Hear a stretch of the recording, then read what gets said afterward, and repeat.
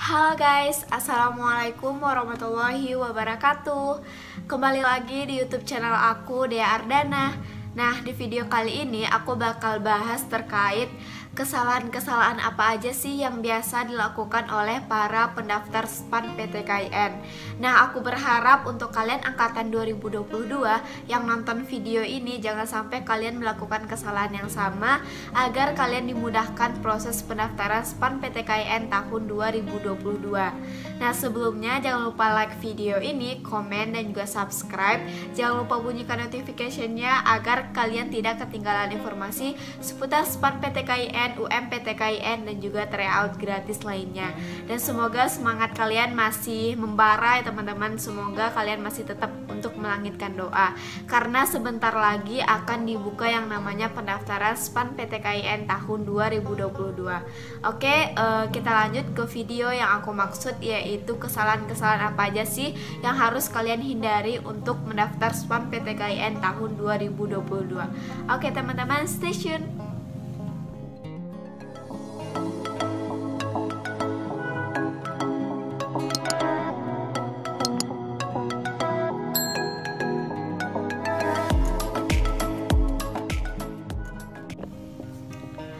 Oke teman-teman, untuk mendaftar SPAN PTKIN itu bukan sesuatu yang mudah ya teman-teman. Jadi aku berharap kalian jangan sombong, kalian jangan takabur, kalian jangan merasa sok pintar gitu ya teman-teman. Karena kebanyakan dari yang sudah mendaftar itu kadang mereka ceroboh, kadang mereka nggak memperhatikan syarat-syarat atau peraturan-peraturan dari pihak SPAN PTKIN.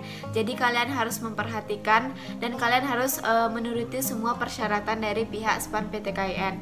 Nah, dari angkatan 2021 ataupun angkatan 2020 ataupun angkatan-angkatan sebelumnya itu sering banget tuh yang namanya melakukan beberapa kesalahan, baik itu dalam menentukan jurusan, menentukan PTKIN, mengupload data diri, terus mengisi link pendaftaran SPAN PTKIN. Itu banyak sekali ya teman-teman yang mengalami yang namanya kesalahan sehingga berakibat fatal dan mereka tidak lolos SPAN PTKIN tahun-tahun sebelumnya.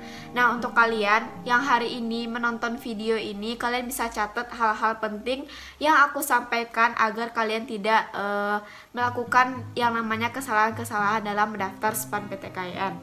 Nah, kesalahan pertama yang sering dilakukan oleh para peserta SPAN PTKIN adalah kurang teliti dalam mengisi data ataupun mengupload berkas yang penting gitu ya teman-teman. Jadi kebanyakan dari kalian nih mengisi data itu asal-asalan doang, atau misalnya tanggal lahir kalian salah, misalnya tanggal lahir 15 kalian bikin 14 karena kalian ceroboh ataupun karena kalian terlalu tergesa-gesa gitu ya teman-teman.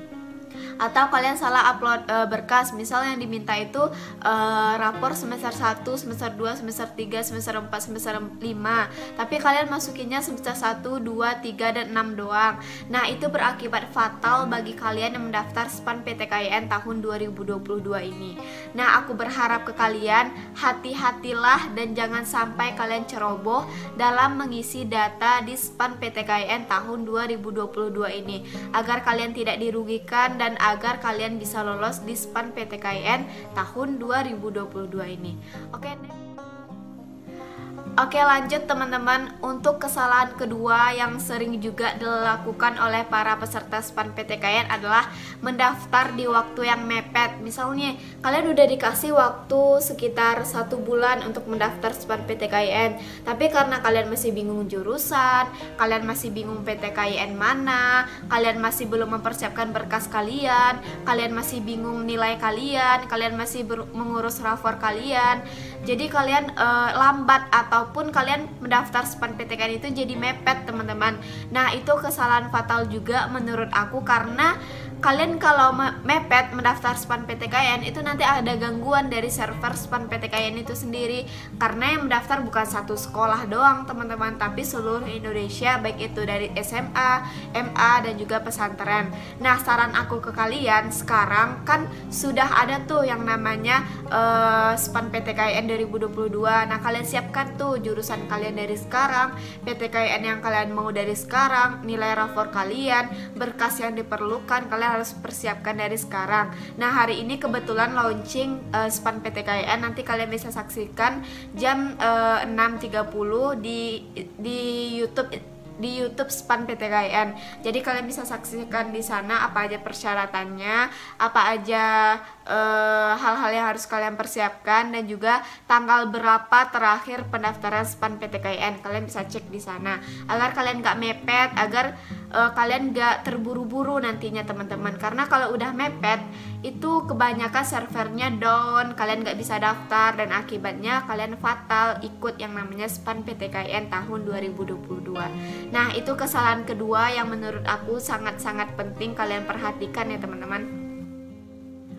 Oke, lanjut teman-teman. Kesalahan ketiga yang sering dilakukan oleh para peserta SPAN PTKIN adalah mereka tidak mempertimbangkan yang namanya nilai rapor mereka. Karena kebanyakan dari mereka selalu yang mengagungkan universitas yang tinggi gitu teman-teman, yang grade-nya tinggi, kayak 10 universitas terbaik yang ada di Indonesia, universitas Islam terbaik yang ada di Indonesia, kayak UIN Bandung, UIN Jakarta, UIN Malang, UIN Jogja. Itu kan kampus-kampus Islam yang ternama teman-teman, yang grade-nya A. Jadi mereka itu terlalu memaksakan diri, sedangkan nilai rapor mereka tidak tinggi gitu ya teman-teman. Jadi menurut aku kalian pertimbangkan nilai rapor kalian sekarang, apakah dengan nilai segitu kalian bisa daftar di UIN yang grade-nya tinggi ataupun tidak. Tapi misalnya kalau kalian pengen tetap mau di UIN itu dengan nilai kalian segitu, ya udah kalian boleh melakukan hal itu, tapi kalian harus yang namanya siap atau bertanggung jawab dengan hal yang kalian pilih gitu ya.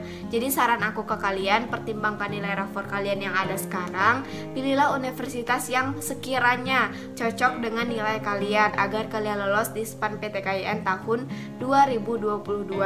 Nah, kalau misalnya nilai kalian nggak terlalu tinggi ataupun nilai kalian ya sedang, nilai kalian rendah gitu, kalian tetap berhak kok untuk ambil universitas UIN kayak UIN yang ternama gitu. Tapi kalau menurut aku kalian harus pertimbangkan lagi, karena saingan kalian bukan teman sekelas kalian, tapi seluruh sekolah yang ada di Indonesia, kayak SMA yang ada di Indonesia, MAN, SMK, dan juga pondok pesantren. Nah, itu ya menurut aku hal yang juga paling penting sebelum kalian mendaftar SPAN PTKIN, karena ini juga termasuk kesalahan yang sering dilakukan oleh para peserta SPAN PTKIN tahun 2020, tahun 2021, dan aku berharap ini tidak terjadi lagi di tahun 2022. Oke, lanjut. Selanjutnya, kesalahan keempat yang sering dilakukan oleh para peserta SPAN PTKIN adalah mereka yang asal memilih jurusan. Kemungkinan mereka memilih jurusan karena peluangnya tinggi atau peluangnya besar untuk lolos, karena misalnya kotanya banyak, peminatnya sedikit. Nah, jadi mereka ambil peluang tuh di sana untuk ambil jurusan yang mereka nggak minat gitu teman-teman. Nah, dari sekarang aku menyarankan ke kalian, pilihlah jurusan yang benar-benar sesuai dengan diri kalian. Pilihlah jurusan yang benar-benar dengan sesuai dengan passion kalian, dan kalian akan enjoy menjalani jurusan tersebut di dunia perkuliahan nanti. Karena di dunia perkuliahan itu sangat beda teman-teman, kalian akan merasakan yang namanya berat gitu teman-teman, karena jurusan yang kalian pilih ini akan kalian pertanggungjawabkan selama 8 semester di dunia perkuliahan. Jadi saran aku ke kalian, jangan sampai kalian ambil jurusan yang cuma kuotanya banyak dan peluangnya besar, tapi kalian gak minat dengan jurusan itu gitu teman-teman. It's okay kalau misalnya kalian ambil jurusan yang kalian minat, walaupun kuotanya sedikit, peluangnya banyak, dan kalian gak lolos SPAN PTKIN, it's okay teman-teman. Kalian bisa menyelamatkan masa depan kalian nanti gitu teman-teman. Karena kebanyakan dari teman-teman aku juga, kakak-kakak kelas aku juga di semester 4, 5, mereka merasa yang namanya salah jurusan, dan akhirnya mereka mengulang lagi dari semester 1 dengan jurusan yang berbeda. Itu sangat merugikan diri kita sendiri ya teman-teman, belum lagi merugikan biaya kita. Jadi menurut aku kalian harus mempertimbangkan hal itu. Seandainya kalian nggak lolos di jurusan yang kalian mau di SPAN PTKIN, is okay, kalian bisa lanjut di UM PTKIN. Misalnya saja aku ya teman-teman, aku dari dulu pengennya di hukum keluarga, SPAN PTKIN aku tetap ambil hukum keluarga dan nggak lolos, dan is okay, aku lanjut di UM PTKIN. UM PTKIN pun aku tetap ambil hukum hukum keluarga. Pilihan pertama UIN Jakarta, aku ambil hukum keluarga. Pilihan kedua UIN Padang, aku tetap ambil hukum keluarga. Pilihan ketiga IAIN Bukit Tinggi, aku tetap ambil hukum keluarga karena emang aku udah maunya di jurusan itu teman-teman. Jadi menurut aku dan saran aku ya tetap teguh pendirian di jurusan yang kalian mau. Jangan sampai kalian merasa kalian harus terpengaruh oleh teman kalian, terpengaruh oleh guru kalian, gitu ya teman-teman. Oke, next. Oke guys, untuk kesalahan selanjutnya yang sering dilakukan oleh para peserta SPAN PTKIN adalah kurang memahami dalam menentukan pilihan pertama, pilihan kedua, gitu ya teman-teman. Jadi menurut aku kalian harus mempertimbangkan hal itu karena pilihan 1 dan pilihan 2 itu sangat berpengaruh bagi kalian. Dan kebanyakan yang lolos itu adalah di pilihan pertama. Jadi saran aku ke kalian, taruhlah pilihan pertama, pilihan yang paling kalian minati, jurusan yang paling kalian minati, dan PTKIN yang paling kalian minati. Dan juga ada perspektif kayak gini teman-teman, UIN itu tidak mau diduakan. Ada salah satu UIN yang misalnya nggak mau diduain, kayak misalnya UIN Jakarta sama UIN Bandung. UIN Jakarta nggak bisa diduain, UIN Bandung nggak bisa diduain gitu. Ada hal seperti itu ya teman-teman yang terjadi. Tapi menurut aku it's okay aja.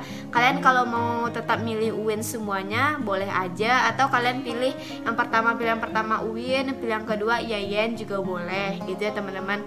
Jadi menurut aku kalian harus bijak dalam menentukan jurusan kalian di pilihan pertama kah atau pilihan kedua kah gitu, atau universitas yang kalian mau di pilihan pertama kah atau pilihan kedua kah. Dan saran aku yang paling aku saranin ke kalian adalah taruhlah pilihan pertama itu pilihan universitas yang paling kalian minati dan juga jurusan yang paling kalian minati, gitu ya teman-teman. Karena misalnya kalau kalian nggak lolos di pilihan pertama, itu nanti bisa jadi kalian lolos di pilihan kedua gitu. Dan menurut aku ini adalah cara yang efektif untuk menentukan jurusan. Dan aku pun dulu juga kebanyakan teman-teman aku lolos di pilihan pertama teman-teman. Nah mungkin itu aja ya teman-teman, kesalahan-kesalahan yang sudah terjadi di tahun-tahun berikutnya yang bisa kalian jadiin pelajaran di tahun ini sebelum kalian mendaftar SPAN PTKIN. Yang pertama, kalian jangan sampai salah untuk mengupload data diri dan juga berkas. Dan yang kedua yaitu kalian harus teliti dalam isi data.